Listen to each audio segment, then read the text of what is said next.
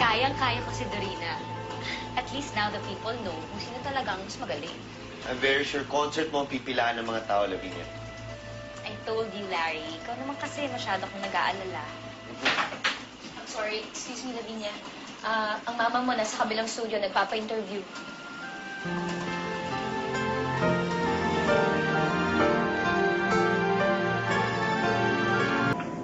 Christy, hindi ko talaga alam kung paano umabot sa ganito eh. Basta siyempre si Lavinia, anak ko siya, mahal na mahal ko siya. Siyempre galing siya sa sinapupunan ko. Kaya lang,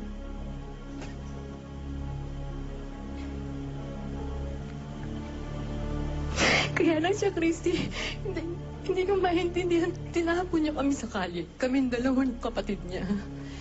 Pero Barbara, anong pinagsimulan? Anong pinag-ugatan ng problema niyo?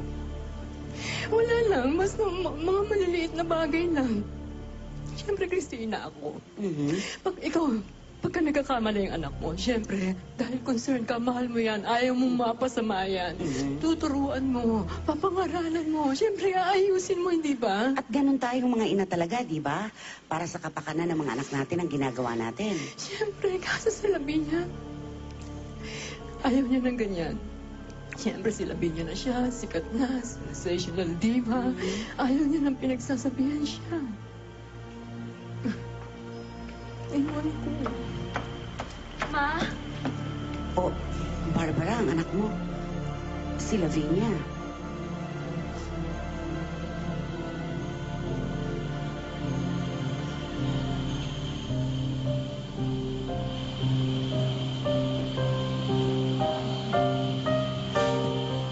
Good afternoon po, Tita Christy. Magandang hapon sa iyo.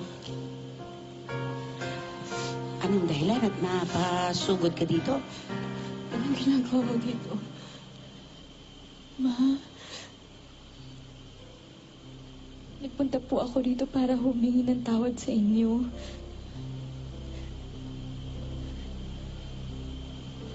Mapatawarin niyo na ako. Please, Ma. Bakit humingi ka ng tawad sa mami mo, Lavinia? Kasi, Tita Christy, inaamin ko naman ho na nagkakatampuan ho talaga kami ni Mama. Kaya nga ako nagpunta dito, Ma. Ako na ho yung nagpapakumbaba. Kasi gusto ko lang naman ho magkaayos tayo, Ma. Patawarin niyo na ho ako. Barbara, pwede bang tanggapin mo naman ang panghingi ng tawad ng anak mo? Total, siya na lumalapit sa'yo, nagpapakumbaba na. Siyempre naman, Christy, sino bang inaanak sa anak niya? Lalo na ako, mahal na mahal ko mga anak ko. Hindi ko matitiis. Ma, thank you, Ma. I love you, Ma. Thank you, Ma.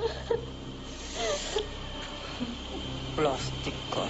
Mokrita ka talaga. Hindi ako kaya. Thank you, Ma. Ayan po mga kaibigan, tulad po ng nakikita natin, mukhang natapos na po, natuldukan na sa araw na ito ang hidwaan ng mag-inang Barbara at Lavinia.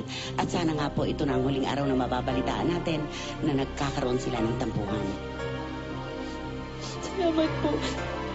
Thank you so much.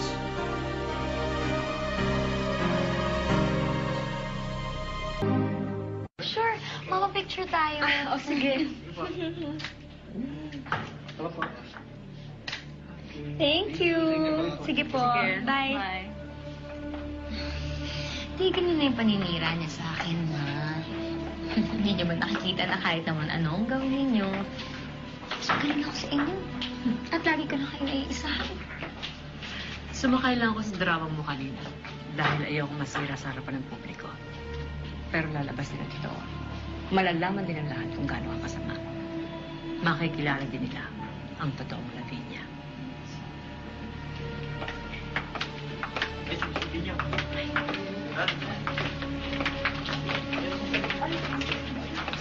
Hi! Hey! Kamusta na ang preparation ng iyong concert? Everything's okay. Everything's running smoothly and I'm really excited kasi alam ko magugustuhan niyo yung concert. Masisiyahan kayong lahat. Ba't ba tinapatan ng concert ni Dorina? Ikaw naman, hindi. Honestly, hindi namin alam ni Larry na magko-concerting pala si Dorina sa araw na yon. It was just a coincidence. Anong nangyari sa duet niyo kanina ni Dorina? Inatake raw siya ng hika? Hindi ko alam eh. Hindi pa kami nag-uusap eh, mula nung maiwan niya ako sa stage. Baka nagsakit-sakitan dahil nasasapawan mo kanina. Ikaw nagsabi niya, hindi ako. Kayo talaga.